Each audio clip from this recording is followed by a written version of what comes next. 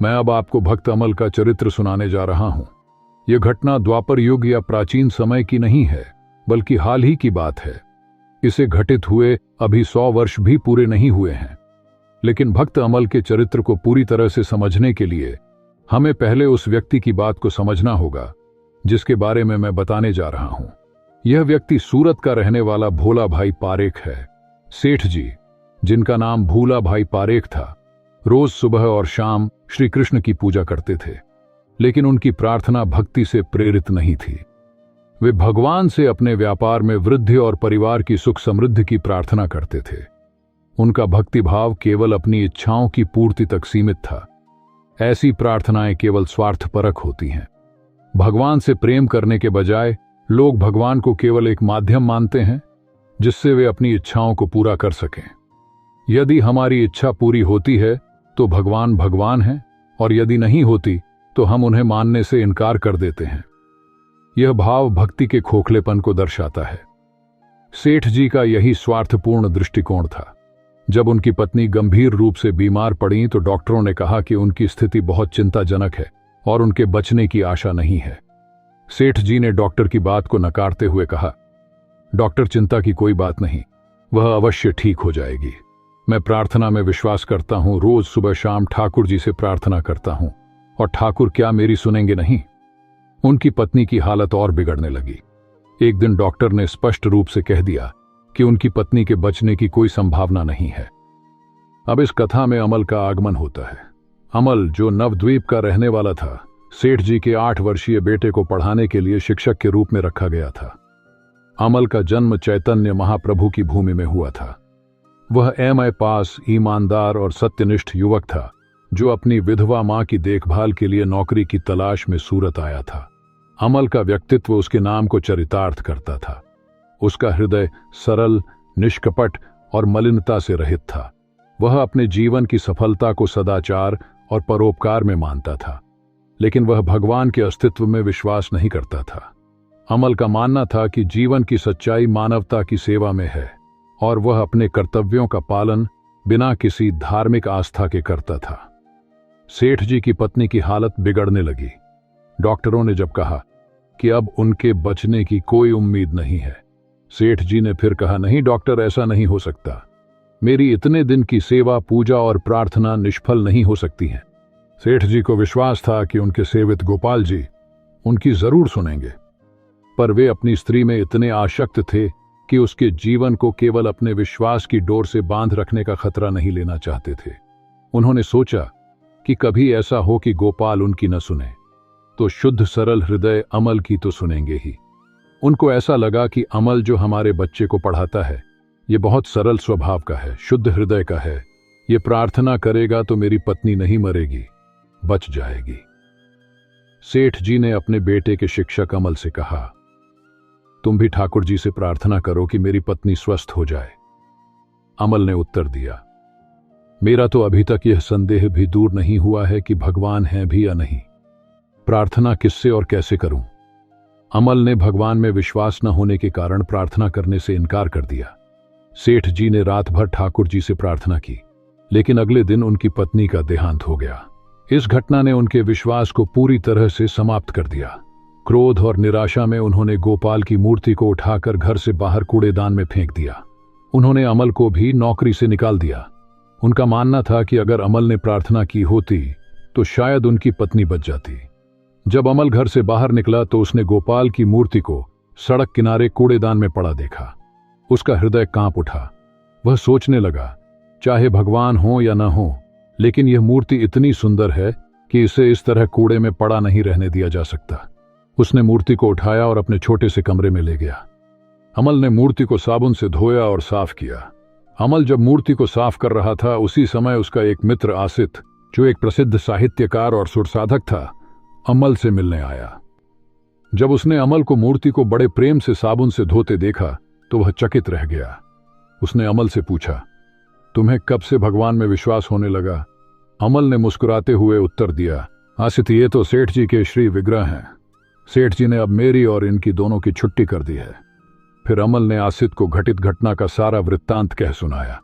उसने कहा, मैं यह मूर्ति इसलिए नहीं लाया कि मैं भगवान को मानता हूं। मुझे यह मूर्ति सुंदर लगी और इसे कूड़े में छोड़ने का विचार भी असहनीय था। अगर भगवान सचमुच होते हैं तो कूड़े में पड़े रहने से उन्हें दुख होता होगा। यही सोचकर मैंने इन्हें उठा लिया। आसित ने अमल से कहा, तुम्हारे जैसे सरल और पवित्र हृदय वाले व्यक्ति पर भगवान की कृपा अवश्य होगी। मुझे विश्वास है कि तुम्हारा संदेह शीघ्र ही समाप्त हो जाएगा। आसित ने महसूस किया कि अमल के भीतर भगवान के प्रति प्रेम का अंकुर है, जिसे वह खुद भी नहीं पहचान पा रहा है। आसित ने पूछा, तुम अब इस मूर्ति का क्या करोगे? इन्हें कहां ले जाओगे? अमल ने जवाब दिया, मैं सोच रहा हूं कि इन्हें लेकर नवद्वीप चला जाऊं, वहां मां के साथ रह सकूंगा। लेकिन मुझे चिंता है कि नवद्वीप में मैं अपना और मां का पेट कैसे पालूंगा। मेरे पास कोई नौकरी नहीं है और न ही कोई आमदनी का साधन। आसित ने अमल को धैर्य बंधाते हुए कहा, सुनो, मैं अभी पटना जा रहा हूं। मेरे एक मित्र हैं जो बहुत प्रभावशाली व्यक्ति हैं। मेरे साथ चलो। मुझे पूरा विश्वास है कि वह तुम्हें एक नौकरी दिला देंगे। तुम इतने पढ़े लिखे और सज्जन हो, तुम्हारे लिए पटना में नौकरी मिलना मुश्किल नहीं है। आसित के कहने पर अमल उसके साथ पटना चला गया। वहां आसित के मित्र ने अमल को एक स्कूल में शिक्षक की नौकरी दिलवा दी। उस समय की यह नौकरी 150 रुपये महीने की थी, जो उस जमाने में बहुत अच्छी तनख्वाह मानी जाती थी। पटना में अमल का जीवन स्थिर हो गया। वह बच्चों को पढ़ाने लगा और धीरे धीरे समय बीतने लगा। एक दिन उसने अपने मित्र आसित से कहा, दादा, मैं रोज ठाकुर जी को देखता हूं। न जाने क्यों उन्हें देखकर मेरा मन भर आता है। आसित ने मुस्कुराते हुए पूछा, तो क्या तुम्हें अब भगवान पर विश्वास होने लगा है? अमल ने हंसते हुए उत्तर दिया, भूल जाओ। भूला भाई के विश्वास की दुर्गति देखकर विश्वास कैसे हो सकता है? अमल का संकेत सेठ जी की ओर था, जिन्होंने वर्षों तक गोपाल जी की पूजा की, लेकिन उनकी प्रार्थना अस्वीकार होने पर मूर्ति को डस्टबिन में फेंक दिया। आसित ने गंभीरता से कहा, भूला भाई का विश्वास कोई सच्चा विश्वास नहीं था। वे भगवान को व्यापार की तरह मानते थे। जब तक भगवान उनकी इच्छाएं पूरी करते रहे, तब तक उनका विश्वास था। लेकिन जैसे ही उनकी प्रार्थना पूरी नहीं हुई, उनका विश्वास समाप्त हो गया। यह विश्वास नहीं, बल्कि व्यापार है। सच्चा विश्वास तो निस्वार्थ होता है। अमल ने सिर झुकाते हुए कहा, तुम सही कहते हो, लेकिन मैं क्या करूं? मुझे विश्वास नहीं होता। मैं यह जानता हूं कि सच्चा विश्वास क्या होता है, लेकिन मेरे भीतर वह विश्वास नहीं जागता। आसित ने उसे सांत्वना देते हुए कहा, अमल, सच्चा विश्वास समय और अनुभव से जागता है। तुम्हारे जैसे सरल और सच्चे हृदय वाले व्यक्ति पर भगवान की कृपा अवश्य होगी। अमल के भीतर बहुत कुछ चल रहा था। उसने अपने मित्र आसित से कहा, मैंने बचपन से भगवान के बारे में बहुत कुछ सुना है। जब से मैं छोटा था तब से ही सुन रहा हूं, लेकिन यह सब सुनकर भी मेरा मन कभी उनकी ओर पूरी तरह झुक नहीं पाया। फिर थोड़ी झिझक के बाद उसने कहा, जाने दो, यह सब मेरी पागलपन की बातें हैं। आसित ने तुरंत कहा, नहीं, तुम जो भी कहना चाहते हो खुलकर कहो। कोई बात है तो मुझे बताओ। अमल ने थोड़ी देर रुककर कहा, ठीक है, लेकिन एक शर्त पर। पहली बात, तुम यह बात किसी से कहोगे नहीं। दूसरी बात, अगर तुम्हें मेरी बात सुनकर लगे कि मेरा मस्तिष्क सही नहीं है या मेरे विचारों में कोई विकृति है, तो बिना झिझक मुझे बता देना। आसित ने उसकी बात सुनकर गंभीरता से कहा, मुझे तुम्हारी दोनों शर्तें मंजूर हैं। अब कहो जो भी तुम्हारे मन में है। थोड़ी देर चुप रहने के बाद अमल ने कहा, दादा, मैं आजकल न जाने क्यों बार बार ठाकुर की ओर देखता हूं। उन्हें देखकर ऐसा लगता है जैसे वे प्रसन्न हैं और मुस्कुरा रहे हैं। लेकिन कल कुछ ऐसा हुआ जिसने मेरे दिल को गहरा आघात पहुंचाया। अमल ने बताया, नवद्वीप से एक चिट्ठी आई। उसमें लिखा था कि मेरी मां, जो हमेशा दूसरों की भलाई में लगी रहती थी, एक अनाथ बच्चे को सड़क से उठाकर लाई थी। वह बच्चा कालरा से पीड़ित था। मां ने उसकी सेवा की और उसे ठीक कर दिया, लेकिन इसी सेवा के दौरान मां को कालरा हो गया और वह चल बसी। ये कहते हुए अमल की आंखें भर आईं। उसने कहा, तुम जानते हो दादा, मेरा पूरा संसार मां के इर्द गिर्द था। मैं सूरत से हर महीने 50 रुपये भेजता था ताकि मां को किसी चीज की कमी न हो। लेकिन मां की सबसे बड़ी इच्छा थी कि एक बार वृंदावन जाकर कन्हैया की नगरी के दर्शन कर सकें। वे मुझे हमेशा लिखती थीं कि बेटा, मुझे एक बार वृंदावन ले चलो, वहां की मिट्टी को प्रणाम कर लूं, वहां के मंदिरों का दर्शन कर लूं। मैं सोच रहा था कि पटना आकर कुछ प्राइवेट ट्यूशन करूंगा, पैसे जमा करूंगा और माँ को जल्द ही वृंदावन लेकर जाऊंगा। लेकिन इसके पहले ही माँ चल बसी। अमल ने भारी मन से आगे कहा, जब मैंने चिट्ठी पढ़ी तो मेरा दिल टूट गया। मैं रात भर रोया। मैं माँ को वृंदावन ले जाने की सोच रहा था और माँ दूसरों के बच्चे की सेवा करते करते स्वर्ग सिधार गईं। उनके जाने के बाद मेरा मन इतना खराब हो गया कि मैं किसी को बता नहीं सकता। आसित ध्यान से उसकी बातें सुन रहा था। अमल ने गहरी सांस लेते हुए फिर कहा, दादा, जब लोग दुखी होते हैं तो वे भगवान को याद करते हैं, लेकिन मैंने एक बार भी उन्हें नहीं पुकारा। उल्टा मैंने सोचा, अगर भगवान होते तो क्या मेरी मां, जो इतनी पुण्यवती थीं, उन्हें ऐसे मरना पड़ता? क्या उन्हें दूसरों के बच्चे को बचाने के लिए अपनी जान देनी पड़ती? अमल ने कहना जारी रखा, मैं अपनी मां की मृत्यु के बाद गहरे शोक में डूबा हुआ था। रात भर रोते हुए मैं खुद को संभालने की कोशिश कर रहा था। अचानक रोते रोते मुझे एक अजीब सी अनुभूति हुई। बेहोशी और शोक के उस क्षण में मैंने सुना, गोपाल की ओर से बांसुरी की मधुर ध्वनि आ रही है। पहले तो मुझे लगा कि यह मेरा भ्रम है, लेकिन ध्वनि इतनी स्पष्ट थी कि मैं चौंक गया। मैंने मुड़कर गोपाल की ओर देखा। वही गोपाल जिसे मैं कूड़े के ढेर से उठाकर लाया था। उसे देखकर ऐसा प्रतीत हुआ जैसे गोपाल मुस्कुरा रहे हैं। पहले मुझे लगा कि यह केवल मेरी आंखों का भ्रम है, लेकिन अब बांसुरी की ध्वनि ने मुझे और चौंका दिया। शायद यह मेरे कान का भ्रम है, मैंने सोचा, लेकिन यह अनुभव ऐसा था जिसने मेरे दिल को गहराई तक छू लिया। चाहे यह भ्रम हो, लेकिन इस बांसुरी की ध्वनि ने मेरे मन में एक अजीब सी शांति स्थापित कर दी। मात्र शोक, जो अब तक मेरे दिल को जकड़े हुए था, वह अचानक समाप्त हो गया। जब अमल ने यह अनुभव अपने मित्र आसित को बताया तो आसित अवाक रह गया। उसने कहा, अमल, तुम भाग्यशाली हो। तुम्हारे जैसे सरल और पवित्र हृदय वाले व्यक्ति पर ही भगवान की कृपा होती है। तुम जिसे भ्रम समझ रहे हो वह भ्रम नहीं है। तुम्हारे जैसा पागलपन उन्हीं को होता है जिन पर भगवान की विशेष कृपा होती है। आसित ने फिर कहा, मैं कल कलकत्ता जा रहा हूं, लेकिन मैं चाहता हूं कि तुम अपने अनुभवों को मुझसे पत्र के माध्यम से साझा करते रहो। आसित के जाने के बाद अमल खुद को संभालने की कोशिश करता रहा, लेकिन उसके अनुभव और भावनाएं लगातार गहरी होती जा रही थीं। कभी कभी उसे बांसुरी की धुन सुनाई देती तो कभी नूपुरों की झंकार। वह सोचता, यह क्या हो रहा है? क्या मेरे मस्तिष्क में कोई समस्या है, या फिर यह सचमुच भगवान की कोई लीला है? अमल ने अपनी आंखों और कानों की सुनी बातों को भ्रम मानने की कोशिश की, लेकिन उसके हृदय में जो आनंद और शांति का साम्राज्य स्थापित हो चुका था, उसे वह नकार नहीं सका। धीरे धीरे उसका अविश्वास कम होने लगा। अमल ने एक दिन स्वप्न में देखा कि एक दिव्य संत उसके पास आए और उसे एक मंत्र प्रदान किया। उस मंत्र को जपते समय अमल को लगा कि उसका पूरा शरीर मंत्र जप कर रहा है।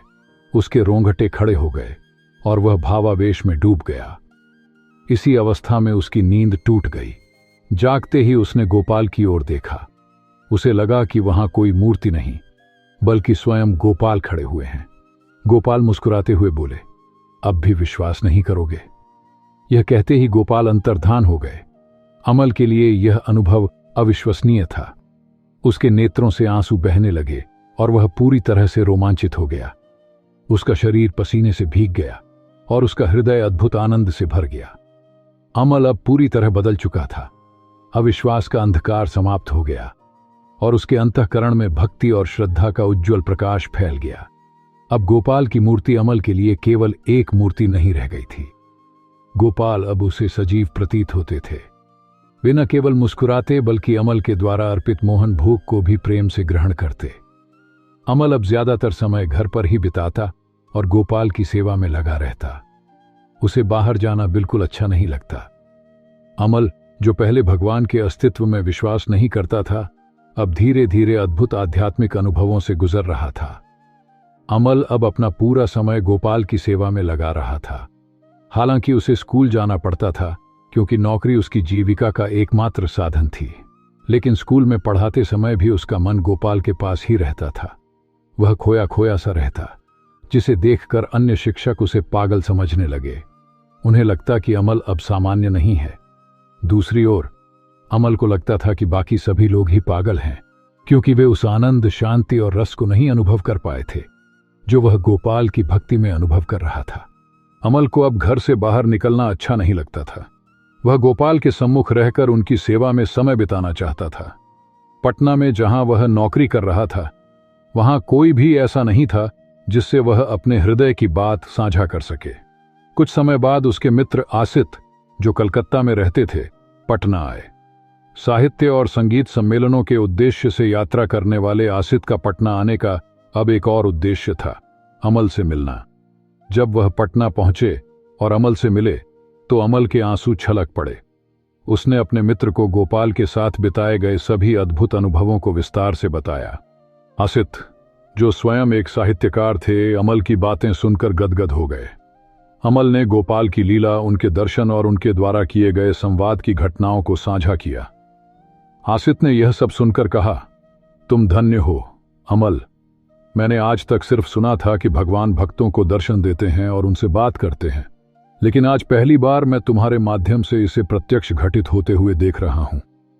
एक दिन पूर्णिमा की रात गंगा तट पर बैठकर दोनों गोपाल की चर्चा कर रहे थे। चंद्रमा की किरणें गंगा के जल पर झिलमिला रही थीं, मानो गंगा भी गोपाल की बातों को सुनकर प्रसन्न हो रही थी। अचानक चीख पुकार सुनाई दी। मुड़कर देखा तो एक झोपड़ी में आग लगी हुई थी। लोग आग बुझाने की कोशिश कर रहे थे, लेकिन तेज हवा के कारण आग और भड़क रही थी। अमल ने बिना समय गंवाए तीर की तरह दौड़ लगाई। आग बुझाने में मदद करने के लिए उसने पेड़ पर चढ़कर छप्पर पर छलांग लगा दी। नीचे से लोग उसे पानी की बाल्टियां दे रहे थे और अमल ऊपर से पानी डाल रहा था। तभी हवा के झोंके से आग और भड़क उठी। आसित और अन्य लोग चिल्ला रहे थे कि अमल नीचे कूद जाए, लेकिन धुएं और लपटों के बीच अमल को कुछ भी दिखाई नहीं दे रहा था किधर जाना है। उसने दोनों हाथ से आंख बंद कर ली और वह गिर गया। अचानक उसका एक पैर छप्पर से बाहर निकल गया, जिसे पकड़कर आसित ने उसे खींच लिया। अमल का चेहरा बुरी तरह झुलस गया था और वह बेहोश हो चुका था। आसित ने तुरंत टैक्सी बुलवाई और उसे अस्पताल ले गया। डॉक्टर ने कहा कि चिंता की कोई बात नहीं है, अमल ठीक हो जाएगा, लेकिन उनका चेहरा सफेद दागों और झुर्रियों से विकृत हो जाएगा। अमल का चेहरा इतना बदल गया कि उसे पहचान पाना मुश्किल हो गया। हालांकि अमल का शरीर ठीक हो गया, लेकिन उसका चेहरा अब पूरी तरह से बदल चुका था। अमल के चेहरे की स्थिति ऐसी हो गई थी कि स्कूल के विद्यार्थी, जो उसे पहले बहुत प्यार करते थे, अब उसे देखकर मुंह फेरने लगे। कुछ अपनी आंखें बंद कर लेते, कुछ चीख उठते और कुछ तो भयभीत होकर भाग जाते। स्कूल के मैनेजर ने स्थिति देखकर अमल को स्कूल से निकाल दिया। उसकी नौकरी खत्म हो गई। यह देखकर आसित का दिल टूट गया। उसने व्यथित होकर पूछा, गोपाल की यह कैसी लीला है? जो गोपाल इतने प्रेम और आनंद से खेलते थे, वह इतने कठोर कैसे हो सकते हैं? लेकिन अमल ने मुस्कुराते हुए जवाब दिया, गोपाल का इसमें कोई दोष नहीं है। तुम इसे समझ नहीं सकते। उन्होंने मेरे ऊपर जो कृपा की है, वह इससे कहीं अधिक मूल्यवान है। उन्होंने मेरे चेहरे की सुंदरता तो छीनी, लेकिन मुझे सुंदरता के अहंकार से मुक्त कर दिया। मुझे मेरी सुंदरता पर बड़ा अभिमान था। आसित ने फिर से पूछा, लेकिन उन्होंने तुम्हारी नौकरी भी छीन ली, अब तुम जीवन निर्वाह कैसे करोगे? इस पर अमल ने हंसते हुए कहा, यह तो गोपाल की और बड़ी कृपा है। नौकरी मेरे और गोपाल के बीच एक व्यवधान बन गई थी। अब मैं पूरी तरह से गोपाल के साथ रह सकता हूं। मुझे उनकी सेवा के लिए अधिक समय मिल गया है। अमल ने आगे कहा, जीवन निर्वाह की चिंता मुझे नहीं है। गोपाल ने अब तक मुझे सब कुछ दिया है और आगे भी देंगे। मेरा सारा जीवन अब उनकी कृपा पर निर्भर है। मैं इस बात को लेकर निश्चिंत हूं कि गोपाल कभी भी मुझे अकेला नहीं छोड़ेंगे। यह सुनकर आसित गहरे विचार में पड़ गया। उसने महसूस किया कि अमल का समर्पण और विश्वास कितना गहरा है, जो ये मानता है कि हर घटना, चाहे वह सुखद हो या दुखद, गोपाल की इच्छा से ही होती है और उसी में हमारा मंगल है। अमल का जीवन अब पूरी तरह से बदल चुका था। जहां पहले वह साधारण व्यक्ति था, अब वह पूरी तरह से भगवान के प्रति समर्पित हो चुका था। असित ने एक दिन अमल से कहा, जब गोपाल तुम्हारे ऊपर इतनी कृपा कर रहे हैं तो उनसे कोई वर मांग लो ना। इस पर अमल ने मुस्कुराते हुए कहा, असित, गोपाल जी ने स्वयं मुझसे कहा था कि मैं उनसे कोई वर मांग लूं। उन्होंने कहा, जो भी तू मांगेगा मैं तुझे दूंगा। बता, तू क्या चाहता है? अरे देख, मेरे नाम पर कलंक लगता है। लोग कहते हैं मैं केवल भक्तों का भोग खाता हूं और उनसे उनका प्रारब्ध भुगवाता हूं। उनके अच्छे अच्छे पदार्थ खाता रहता हूं और उनको कुछ देता नहीं हूं। उन्हें उनके प्रारब्ध पर छोड़ देता हूं। लेकिन मैं तुझे कुछ दे करके प्रमाणित करना चाहता हूं कि मैं केवल लेने में ही उस्ताद नहीं हूं, देना भी जानता हूं। तू कुछ मांग करके मेरा कलंक मिटा दे कि मैं कुछ देता नहीं हूं, केवल लेता खाता रहता हूं। आशित ने पूछा, तो तुमने मांगा नहीं? अमल ने कहा, मुझे कुछ नहीं सूझा, मैं उनसे क्या मांगता। आसित ने अमल से कहा, यदि अपने लिए नहीं तो कम से कम गोपाल के लिए ही एक वर मांग लो। इससे उनके नाम और सम्मान की भी रक्षा होगी। देखो, लोग यह कह रहे हैं कि गोपाल अपने भक्तों की सहायता नहीं करते। तुम्हारा चेहरा जो इतना विकृत हो गया है और अब तक ठीक नहीं हुआ, यह उनके लिए एक कलंक बन गया है। लोग यह कहने लगे हैं कि गोपाल अपने भक्तों का ख्याल नहीं रखते। क्या यह सही होगा कि यह कलंक उन पर बना रहे? आसित ने समझाया, तुम्हें यह वरदान मांगना चाहिए ताकि गोपाल का यह कलंक मिट सके। लोग यह न कहें कि गोपाल ने अपने भक्त की पीड़ा की अनदेखी की। यह वरदान केवल तुम्हारे लिए नहीं बल्कि गोपाल के सम्मान के लिए होगा। अमल ने कहा, ठीक कहते हो, गोपाल के लिए और उन लोगों के लिए जो मेरा चेहरा देखकर विचलित हो जाते हैं, मैं यह वर जरूर मांगूंगा। बस उसी समय अमल को गोपाल का दर्शन हो गया और उसने कहा, अरे अरे देखो आसित, ये तो रहे गोपाल जी। अमल अब गोपाल की ओर देखकर बोले, इस बार तुमसे मैं वर मांगूंगा, पर क्या तुम मेरा जला मुख ठीक कर सकोगे? गोपाल मुस्कुराए और बोले, इसमें मेरे लिए कौन सी कठिनाई है। जन्माष्टमी के दिन गंगा स्नान करने के बाद तुम्हारा चेहरा पहले जैसा हो जाएगा, यह मेरा वचन है। अमल इस वचन को सुनकर भाव विभोर हो गया। उसकी आंखों से आंसू बहने लगे। उसने अपने दोनों हाथों से मुंह ढक लिया और गोपाल को धन्यवाद देने लगा। हालांकि अमल ने गोपाल की बात पर विश्वास कर लिया था, लेकिन उसके मित्र आसित के मन में अभी भी शंका बनी हुई थी। उसे यह सब अमल की कल्पना लग रही थी। उसने सोचा, क्या वाकई भगवान ने ऐसा कहा होगा? क्या यह संभव है कि जन्माष्टमी के दिन गंगा स्नान से अमल का चेहरा ठीक हो जाए? लेकिन उसने ठान लिया कि वह इस दिन अमल के साथ जाएगा और इस घटना का साक्षी बनेगा। जन्माष्टमी का दिन आ पहुंचा। अमल और आसित गंगा घाट पहुंचे। अमल, जो गोपाल की लीला में इतना खो गया था, वरदान की बात लगभग भूल चुका था। लेकिन आसित हर दिन सिर्फ इस पल का बेसब्री से इंतजार कर रहा था। गंगा में डुबकी लगाने के बाद जो हुआ, उसने सबको चकित कर दिया। ज्यों ही अमल ने गंगा में डुबकी लगाई और बाहर आया, आसित चिल्ला उठा, अमल, तुम्हारा चेहरा।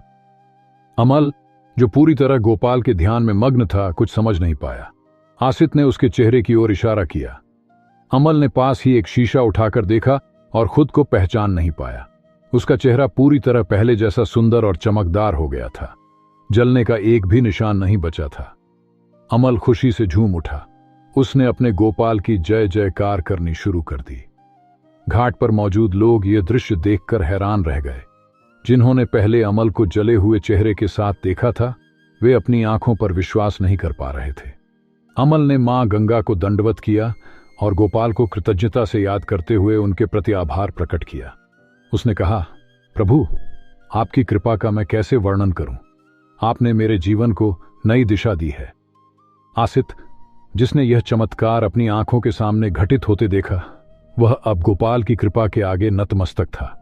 उसने कहा, अमल, तुम धन्य हो। तुम्हारे माध्यम से मैंने भगवान की शक्ति और करुणा को प्रत्यक्ष देखा। मेरा संदेह अब पूरी तरह समाप्त हो गया है। गोपाल सचमुच अपने भक्तों की हर परिस्थिति में रक्षा करते हैं।